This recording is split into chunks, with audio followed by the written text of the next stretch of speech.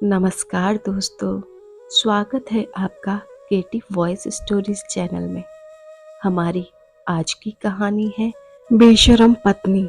गौतम की शादी रश्मि के साथ हुई थी। आज उनकी फर्स्ट नाइट थी। फूलों से सजे बिस्तर पर बैठी रश्मि बहुत ही खूबसूरत लग रही थी। गौतम उसके पास गया और बिस्तर पर बैठ गया। उसने रश्मि के हाथों को अपने हाथों में थाम लिया। गौतम ने जैसे ही यह किया, रश्मि ने अपना हाथ खींच लिया। गौतम ने फिर से उसका हाथ पकड़ा और उसे गले से लगाने की कोशिश की, तो रश्मि अपना सिर नीचे झुकाकर बैठ गई। गौतम, ओहो, शर्मा गई, लेकिन तुम्हारी इस अदा ने मुझे और भी दीवाना बना दिया। रश्मि, चलो अब शर्माना छोड़ो और मेरी बाहों में आ जाओ और भूल जाओ सब कुछ। रश्मि, जी वो। गौतम, अरे क्या हुआ? खुलकर बोलो जो बोलना है। गौतम के अनुरोध पर रश्मि ने जो कहा वो उसे बहुत अटपटा लगा। गौतम, ये कैसी मन्नत मांगी है तुमने? सुहाग रात का इंतजार तो सबको होता है। रश्मि, जी होता तो है, लेकिन मैंने शादी के पहले ही आपकी लंबी उम्र और हम दोनों का प्रेम खूब बढ़े, इसके लिए ये मन्नत मांगी थी। मन्नत मांगते वक्त ये कहा था कि शादी के 1 महीने बाद ही मैं अपने पति के साथ खुलकर प्रेम करूंगी। 1 महीने तक हम रहेंगे तो इसी कमरे में, लेकिन एक दूसरे को स्पर्श नहीं करेंगे। गौतम, चलो अब तुमने मन्नत मांगी है और वो भी मेरी लंबी उम्र और आपस के प्रेम के लिए, तो मैं तुम्हारी बात का मान रखूंगा। दोनों की शादी को 3 दिन हो गए थे। गौतम कैलेंडर में दिन ही गिन रहा था। एक सुबह जब गौतम शेविंग कर रहा था, तभी दरवाजे पर दस्तक हुई। गौतम, रश्मि, रश्मि दूध वाला होगा, जरा दूध ले लो। रश्मि ने दरवाजा खोला। दरवाजे पर दूध वाला ही था। रश्मि ने दूध का बर्तन दूध वाले के आगे इस तरह रखा कि उसका हाथ दूध वाले के हाथ से सट गया। दूध वाले ने अपना हाथ हटाना चाहा, तो रश्मि ने जानबूझकर उसके हाथ से अपना हाथ रगड़ना शुरू कर दिया है। दूध वाला मन में, अरे मालकिन, ये क्या कर रही है? 3 दिन पहले ही तो इनकी शादी हुई है। रश्मि, क्या हुआ भैया, क्या सोचने लगे? दूध वाला, कुछ नहीं मालकिन। यह कहकर वो हड़बड़ाकर वहां से जाने लगा, तो रश्मि ने उसे देखकर अपनी एक आंख दबा दी। रश्मि की इस हरकत से उसे जोर का झटका लगा और वो पूरे रास्ते यही सोचता गया कि गौतम जी की शादी गलत लड़की से हो गई है। बताओ, 2 दिन हुए शादी को और वो पराये मर्द को ना सिर्फ छू रही है, बल्कि आंख भी मार रही है। छी छी, घोर कलयुग आ गया है। एक दिन जब गौतम ऑफिस गया हुआ था, तो कपड़े लेने के लिए धोबी उनके घर आया। धोबी, मालकिन, आपने कपड़े निकाल कर रखे हैं ना? कपड़े निकालकर रश्मि ने ये बात इस अंदाज में कही कि धोबी रमनलाल झेप गया। धोबी जब कपड़े लेकर जाने लगा, तो रश्मि ने उसे देखकर भी आंख मार दी। रमनलाल के जहन में भी वही सब चलने लगा जो दूध वाले पंकज के जहन में चल रहा था। रश्मि का ये बर्ताव धीरे धीरे मोहल्ले वालों के बीच चर्चा का विषय बन गया था। एक दिन जब गौतम ऑफिस से घर लौटा, तो सोसाइटी के गेट पर खड़े गार्ड ने उससे कहा, गार्ड, राम राम साहब। गौतम, राम राम भाई। राम राम जी। गार्ड साहब, वो मुझे आपसे कुछ कहना था। गौतम, तुम्हें फिर से पैसे चाहिए? गार्ड, अरे नहीं साहब, कुछ और बात है। उसके बाद गार्ड ने गौतम से जो कहा, उसे सुनकर गौतम का पारा 7वें आसमान पर पहुंच गया। गौतम, तुम पागल तो नहीं हो गए या होश खो दिए आपने? तुम्हें पता भी है तुम मेरी पत्नी के बारे में क्या कह रहे हो? गार्ड साहब, मैं झूठ नहीं बोल रहा हूँ। आप जब ऑफिस चले जाते हैं तो मैम साहब हर दिन मुझे बुलाती हैं।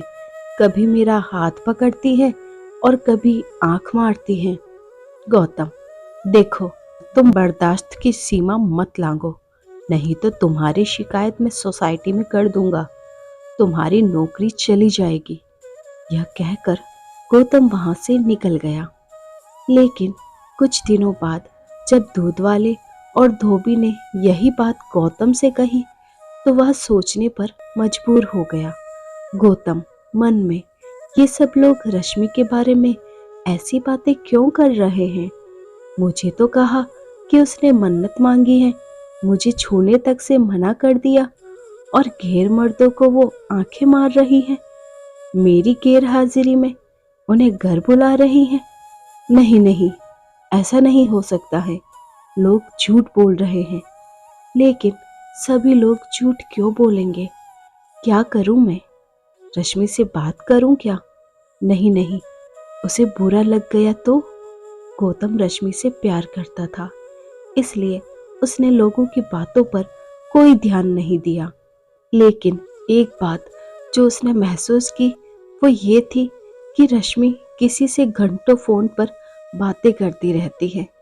एक बार जब उसने उससे पूछा कि वो किससे बातें कर रही थी तो उसने कहा, यहाँ पर फोन पर बात करने में भी कोई पाबंदी है क्या?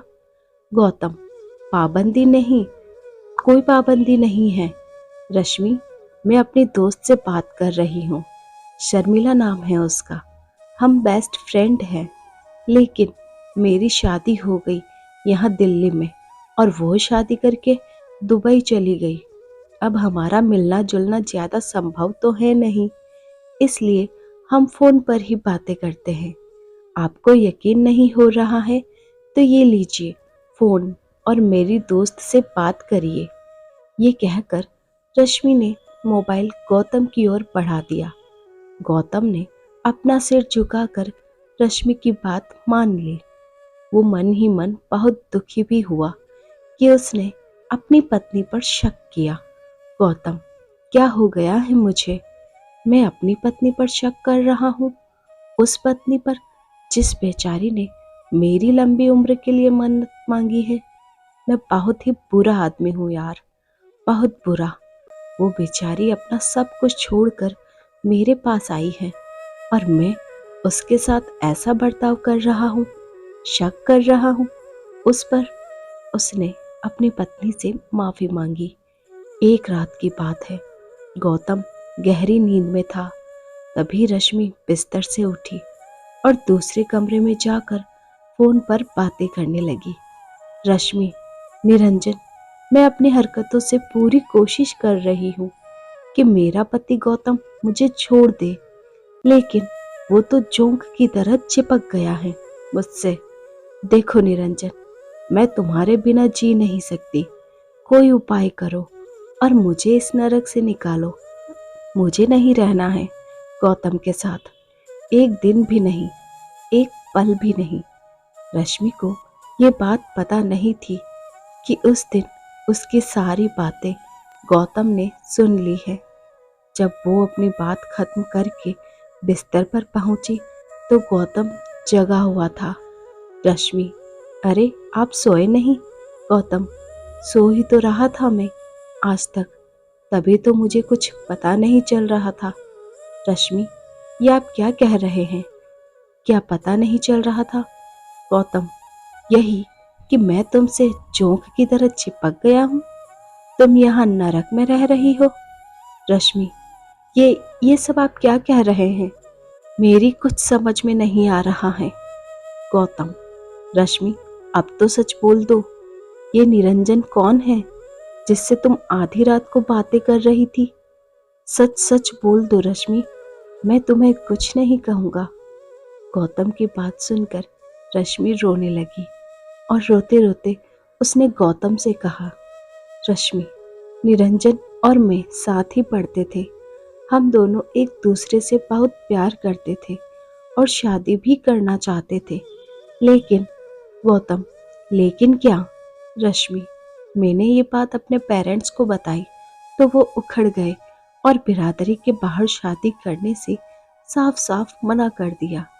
रश्मि और निरंजन के प्रेम के बारे में जानकर रश्मि को उसके माँ बाप ने घर में ही नजरबंद कर दिया और अपनी बिरादरी में लड़का देखने लगे। फिर जबरदस्ती उसकी शादी गौतम से करा दी गई। रश्मि, शादी के बाद सुहागरात को मैंने तुमसे झूठ बोला था कि मैंने कोई मन्नत मांगी है। मैं चाहती थी कि तुम मुझसे दूर रहो। यही नहीं, मैं ये भी चाहती थी कि तुम मुझे घर से निकाल दो। इसलिए मैं दूध वाले धोबी और वॉचमैन के साथ वैसी हरकतें करने लगी। गौतम, रश्मि, तुम्हें मुझे पहले ही ये सच्चाई बता देनी चाहिए थी। रश्मि, मैं चाहती थी बताना, लेकिन तुम मुझे इतना प्यार करते हो कि मेरी हिम्मत नहीं हुई तुमसे कुछ कहने की। गौतम, रश्मि, फिक्र मत करो, मैं निरंजन से तुम्हारी शादी कराऊंगा। रश्मि तो यही चाहती थी, लेकिन अगले दिन रश्मि के साथ ऐसा हादसा हुआ जिससे सब कुछ बदल गया। उस दिन रश्मि निरंजन को फोन करके यह खुशखबरी दे रही थी, तभी उसके घर का झूमर खुलकर उसके ऊपर गिर गया। रश्मि लहूलुहान हो गई। जब गौतम ने रश्मि की यह हालत देखी तो तुरंत अस्पताल ले पहुंचा। डॉक्टर, आपकी पत्नी का खून बहुत बह गया है, इन्हें आईसीयू में एडमिट करना होगा। खून बहुत बह गया था, इसलिए डॉक्टरों को उसे ब्लड चढ़ाना पड़ा। ब्लड गौतम ने ही दिया था। पूरे 1 महीने तक रश्मि अस्पताल में रही। इस बीच गौतम ने एक बच्चे की तरह उसका ध्यान रखा, उसे टाइम पर दवा देना, खिलाना पिलाना, जब तक वह सो नहीं जाती उसके सिरहाने बैठे रहना। 1 महीने बाद जब वह पूरी तरह ठीक होकर घर आ गई तो गौतम बोला, गौतम, रश्मि, तुम अब पूरी तरह से ठीक हो गई हो, लेकिन तुम थोड़े दिन और आराम कर लो। उसके बाद तुम्हें जब भी निरंजन के पास जाना होगा प्लीज मुझे बोल देना, मैं तुम्हें छोड़ दूंगा। गौतम की बातों को सुनकर रश्मि की आंखें भर आई। रश्मि, गौतम, तुम मुझे छोड़ दोगे किसी गैर मर्द के पास? गौतम, गैर? निरंजन से तो तुम प्यार करती हो। रश्मि, प्यार करती थी, वह मेरा पास्ट है और तुम मेरा फ्यूचर। 7 फेरे लिए हैं मैंने तुम्हारे साथ। मैं मानती हूँ कि मुझसे गलती हुई है, लेकिन मैं दावे के साथ कह सकती हूँ कि तुमसे ज्यादा प्यार मुझे कोई नहीं कर सकता। Gautam, I love you, I love you Gautam, I really love you. मेरी गलती के लिए मुझे माफ कर दो और मेरे गले लग जाओ। गौतम रश्मि से बहुत प्यार करता था। जो प्यार करते हैं वो दूसरे की गलती को दिल से नहीं लगाते, बल्कि माफ कर देते हैं। गौतम ने रश्मि को माफ कर दिया और दोनों ने नए सिरे से अपना जीवन जीना शुरू कर दिया। आज की एक खास और मज़ेदार कहानी आपको कैसी लगी?